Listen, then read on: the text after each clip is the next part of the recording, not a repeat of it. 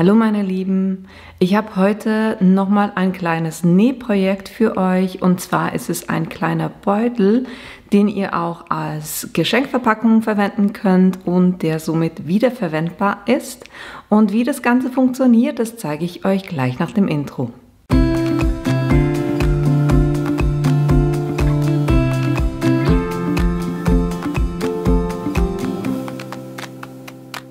Damit ihr seht, was wir heute machen werden. Das ist so ein kleiner, süßer Beutel aus Stoff gemacht, den man immer wieder öffnen und verschließen kann. Ich habe hier mit 2 Stoffen gearbeitet, die ich, weil sie doch ein bisschen dünn sind, mit Flieseline verstärkt habe. Natürlich nicht den Innenstoff, aber diesen Teil und den Rückteil. Ich habe es noch ein bisschen verschmückt, das könnt ihr machen, wenn ihr wollt, müsst ihr aber natürlich nicht. Und dann kann man da was reinpacken und den wieder zuziehen und hat so einen süßen kleinen Beutel. Ich habe nicht nur den gemacht, sondern ich wollte euch auch noch eine andere Variante zeigen. Das hier ist komplett mit Stoff gemacht. Wenn ihr hier dieses Bodenelement lieber ein bisschen stärker habt oder anders haben möchtet, als dass ihr 2 Stoffe verwendet, ihr könnt natürlich auch normalen Stoff und Canvas-Stoff verwenden. Das ist was ihr machen könnt.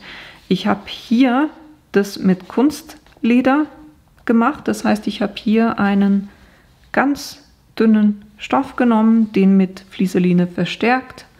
Und dann habe ich effektiv hier so ein Kunstlederstück verwendet und da unten den Boden mit dem gemacht. Auch das geht.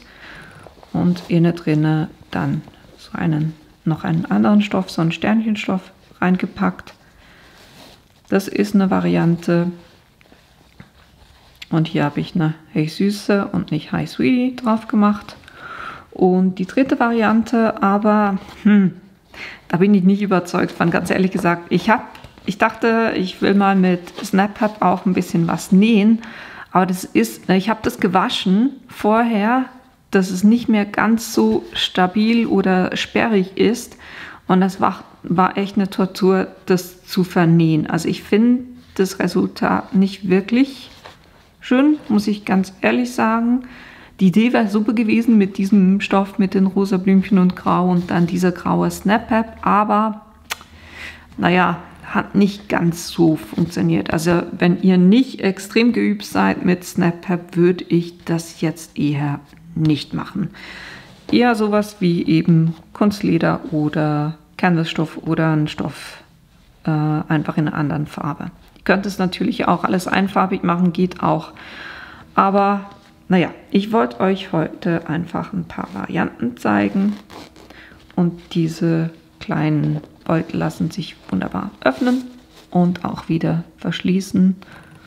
Und ihr habt doch da schon einiges an Platz, wo ihr da was reinpacken könnt. Und wie wir diesen hier machen, das gucken wir uns jetzt an.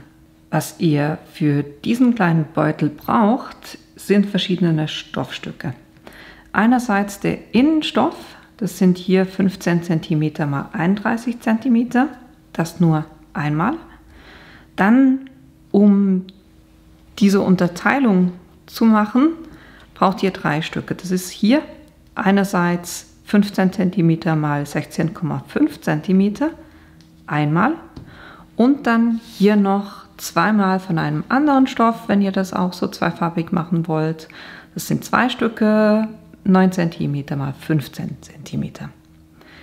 Dann, um diesen Stoff zu verstärken, braucht ihr Flieseline, die 13 cm x 14,5 cm ist.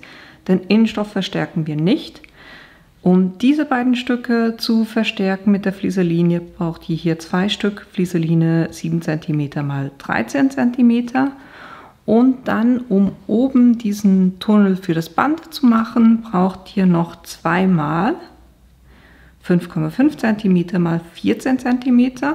Auch da brauchen wir keine Flieseline drauf. Und natürlich, um oben dann den Beutel zu schließen, braucht ihr noch ein Band. Ich habe hier ein weißes Band, was ich verwenden werde.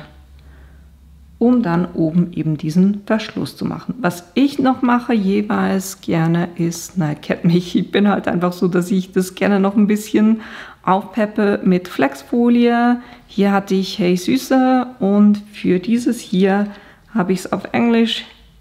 Hier dieses Hey Sweetie, das habe ich mir ausgeplottet. Und deshalb brauche ich dann auch noch die Cricut Mini, um das aufzubringen. Geschnitten habe ich das Ganze mit einem Schneiderlineal und einem Rollschneider. Um das Ganze festzumachen, ist es nicht schlecht, wenn ihr entweder Clips habt oder ihr nehmt Nadeln. Dann braucht ihr natürlich die Nähmaschine und einen Faden. Ich habe hier einen grauen. Dann einen Stift und ein Geodreieck am besten, weil wir müssen dann unten Ecken anzeichnen. Und dann noch eine Schere und natürlich auch das Bügeleisen, aber das war es dann auch schon. Was wir jetzt als allererstes machen, ist auf diese 3 Teile die Flieseline aufzubügeln. Denkt immer dran beim Bügeleisen, also ich mache das auf eine Stufe 2, den Dampf rausnehmen und hier ist es wichtig, dass diese glänzige Seite auf dem Stoff liegt, damit sich das dann mit dem Stoff verbindet. Und genau das machen wir jetzt.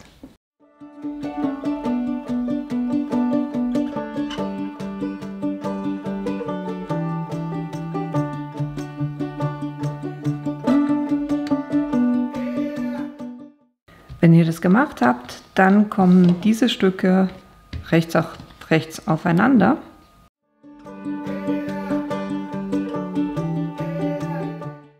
Und was ihr dann macht, ist, die sind jetzt so aufeinander. Und ihr näht jetzt hier entlang, einfach der Seite und auf der Seite mit Nähfüßchenbreite, aber ich habe die Nadel nach rechts ausgerichtet, näht hier einmal entlang, oben und unten verriegeln nicht vergessen, eben das auf beiden Seiten. Und dann gehe ich auch noch kurz ans Bügeleisen, klappe das auf und bügle hier diese Nahtzugaben auseinander. Das ist eine. Wenn ich gleich am Bügeleisen bin, werde ich auch hier diese Teile kurz bügeln. Und zwar müsst ihr einerseits auf den Seiten ein kleines bisschen reinklappen, die bügeln, also auf beiden Seiten. Und wenn ihr die gebügelt habt, dann klappt ihr die in der Hälfte auch nochmal zusammen. Und das mit beiden Stücken, damit wir da dann die Tunnel haben. Swept off their feet, overwhelmed and swooned. It's romanticized, idealized. Nothing has been more crooned. But your playful heart has got me in trouble now. But it's a I wanna be in. I knew from the start I would get in over my head. Your playful heart is not to be played with. It's all that they say.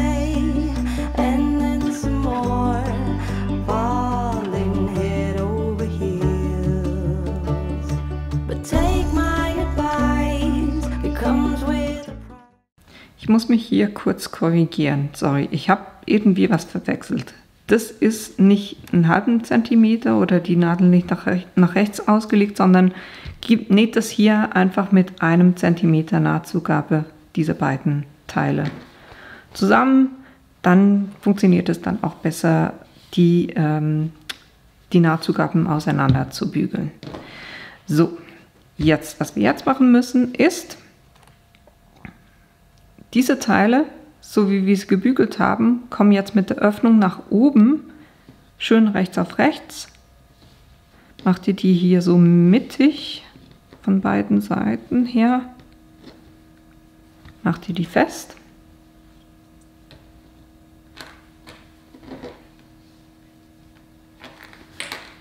Dasselbe auch hier, ne? Die Öffnung ist nach oben.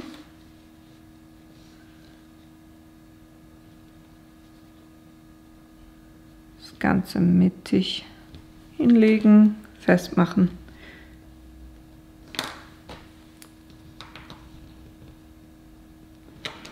Und da kommen wir jetzt zu dem, was ich vorhin verwechselt habe. Hier ist es jetzt wirklich so, dass ihr knappkantig näht, weil wir werden das nachher noch beim Zusammennähen noch verstärken. Aber jetzt geht es erstmal darum, dass die einfach sitzen.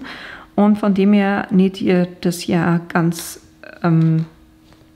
knappkantig mit der Nadel nach rechts ausgerichtet. Einmal runter am Anfang und am Ende verriegeln nicht vergessen und dasselbe auch auf der Seite. To have a blind marriage in the wheel, my playful heart has got me in trouble now, but it's a fix. I wanna be. Als nächstes kommt auch der Futterstoff drauf und zwar rechts auf rechts. Den machen wir auch fest.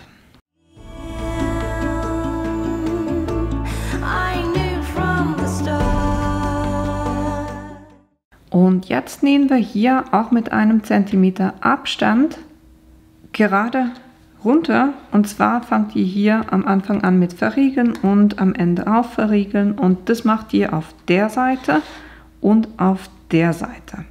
I would get in over my head. My playful heart is not to be played with. No,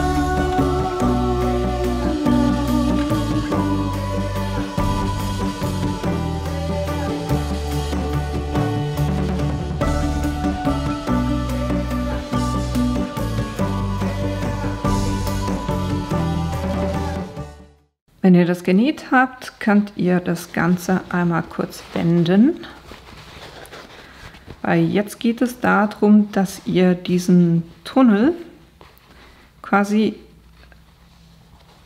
so bügelt. Das heißt, der verstärkte Stoff hier unten ist ja der Boden. Das sind die Seitenteile, das ist der Innenstoff. Und die Lasche, die muss jetzt so nach oben gucken und die Innennaht nach unten. Und das auf beiden Seiten. Das heißt, auch hier bügelt ihr das so fest, dass es hier nach oben guckt und die Naht innen nach unten.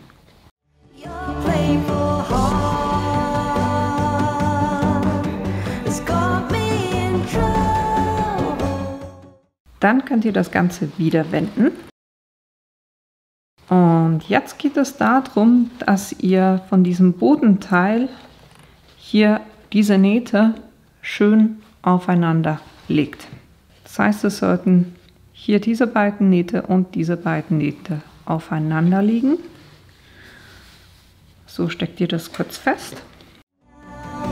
But it's a bind. I wanna be in. I knew from the start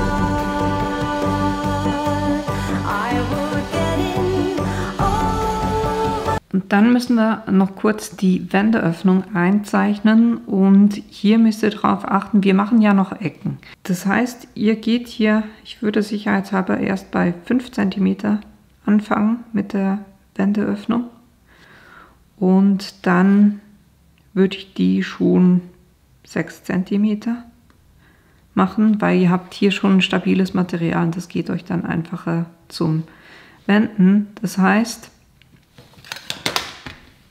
das noch kurz fest. Das heißt, ihr näht jetzt Folgendes. Hier auf der Seite einmal von oben nach unten, oben und unten verriegeln, nicht vergessen, das mit 1 cm Nahtzugabe und auch auf der Seite, aber hier brauchen wir diese Wendeöffnung und deshalb werde ich hier einmal dieses kurze Stück nähen, auf beiden Seiten verriegeln und dann von hier nach hier nähen und auch auf beiden Seiten verriegeln.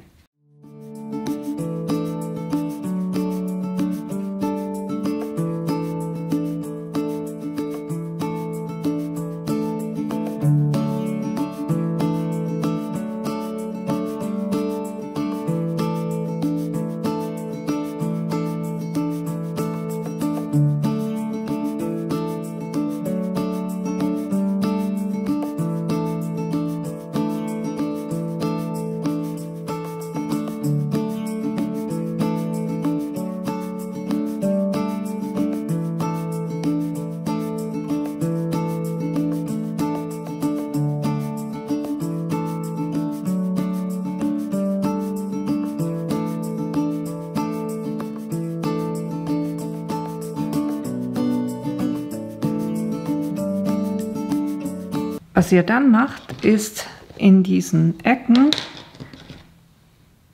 diese Ecke einfach aufschneiden, so dass ihr quasi hier die beiden Teile auseinanderfalten könnt und das in allen 4 Ecken.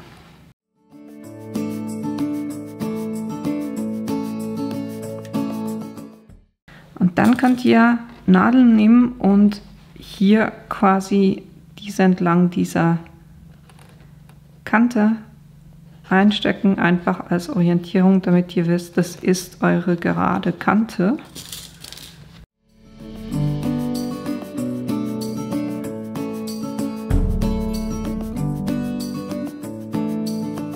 Was wir jetzt machen müssen, ist die Ecken abzunähen. Da zieht ihr die Stoffe auseinander und guckt ihr, dass ihr hier wirklich schön diese Naht auf der Nadel liegen habt. Dann wisst ihr, dass ihr eine gerade Ecke kriegt und hier wirklich die Stoffe schön auseinanderziehen, damit die gut liegen. Und da spürt ihr hier jetzt effektiv, liegt eure Naht hier direkt auf der Nadel drauf. Und dann zeichnet ihr euch hier eine Ecke ein. Ich mache das jeweils so, dass ich ein Geodreieck nehme. Ich habe hier die 3 cm Linie, die lege ich hier oben an diese Ecke an und gucke, dass die Linien gerade runtergehen. Und das zeichne ich mir hier an.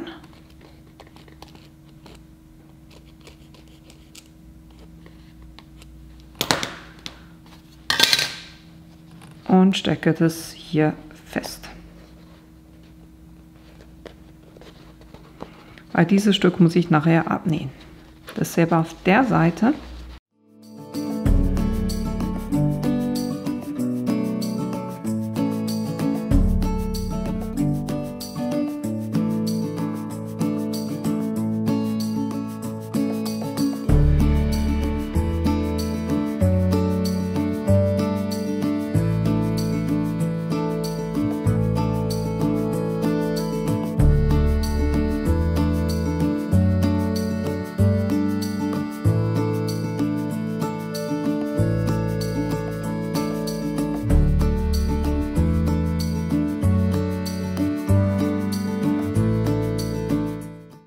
Jetzt könnt ihr alle diese Ecken abnähen. Das heißt, anfangen verriegeln, bis hier nach drüben verriegeln und das auf allen 4 Seiten.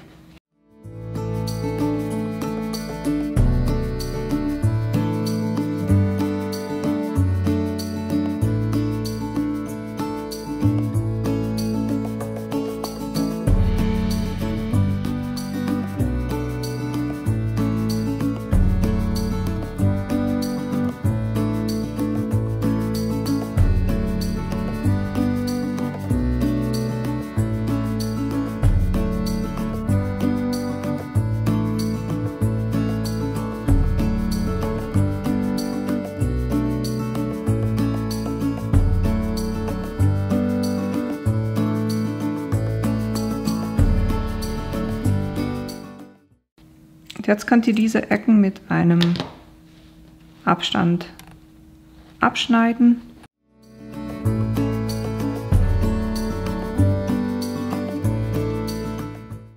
Und dann könnt ihr das Ganze wenden.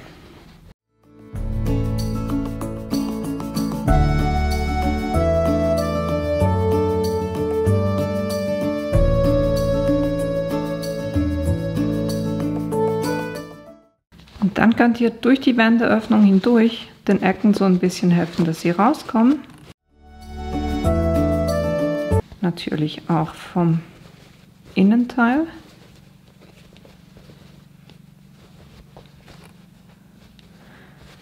Und bevor ich jetzt die Wendeöffnung verschließe, bügele ich das ganz einfach noch kurz einmal so ein bisschen zurecht, weil ich weiß nicht, wie ihr das macht, aber bei mir sieht das immer aus wie einmal gekaut,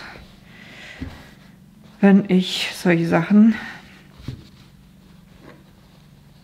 durch eine Wendeöffnung hindurchziehe. Also irgendetwas mache ich falsch, aber naja. Ich bügle das jetzt einfach kurz. Ihr könnt auch schon die Wendeöffnung quasi schon richtig zusammenlegen, dann könnt ihr die auch gleich mitbügeln.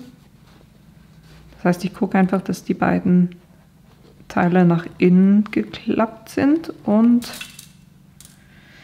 packe da einfach kurz 2 Nadeln oder eine reicht eigentlich auch. Eine Nadel hin und so bügle ich das jetzt kurz. So, jetzt sieht das Ganze auch wieder ein bisschen besser aus und was ihr jetzt machen könnt, ist effektiv hier einfach diese Wendeöffnung schließen, indem ihr knappkantig hier einmal entlang näht.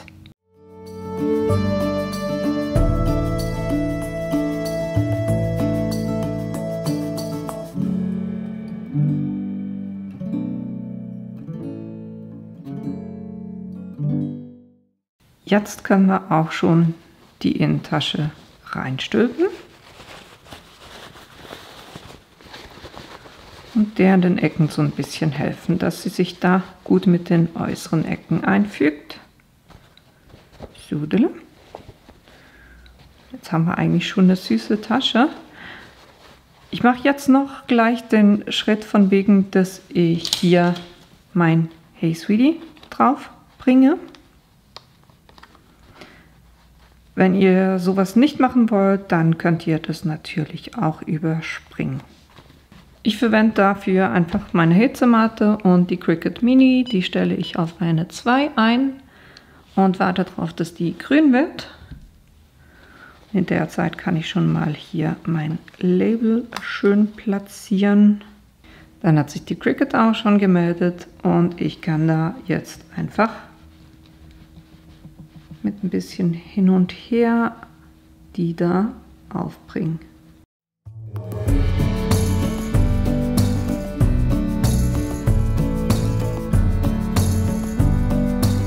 Et voilà.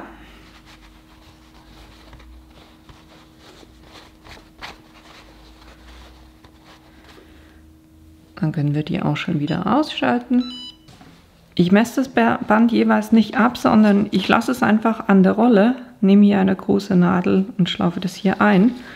Und dann gehe ich von der einen Seite rein, ziehe das da durch, gucken, dass ihr hier nicht die Naht oder diese Zugabe, die ihr nach innen gelegt habt, wieder rausstoßt.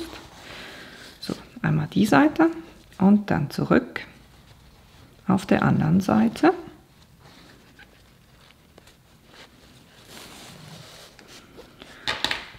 Und dann zieht ihr so, also das darf hier nicht angezogen sein, sondern wirklich so flach liegen. Und ihr müsst hier drüben noch einen Knoten machen können. Das heißt, ich gebe den noch ein kleines bisschen mehr sicherheitshalber. Und so schneide ich mir das ab. Dann brauche ich nämlich auch nicht zu messen, sondern weiß, okay, so lang muss es sein. Jetzt mache ich hier einen Knoten rein.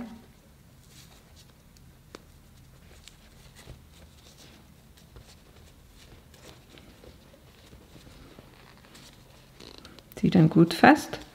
Dann könnt ihr das Überstehende abschneiden. Und wenn ihr verhindern wollt, dass dieses Ausfransen hier passiert, dann könnt ihr ganz einfach ein Feuerzeug nehmen und ihr nur ganz kurz das so ein bisschen versiegeln. Dann franzt das auch nicht mehr aus. So, jetzt müssen wir dasselbe nochmal wiederholen. Und diesmal gehen wir nicht von der Seite rein, sondern gleich von der anderen Seite. Das heißt, ich gehe hier zuerst vorne durch.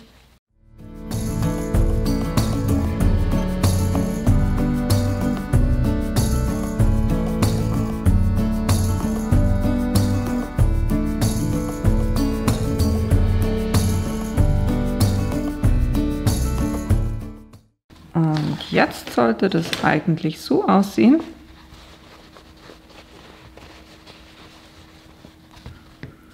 Und da habt ihr jetzt wunderbar innen den Stoff, den ihr hier unten habt, oben schön eben mit diesem Verschluss und im oberen Teil was drauf.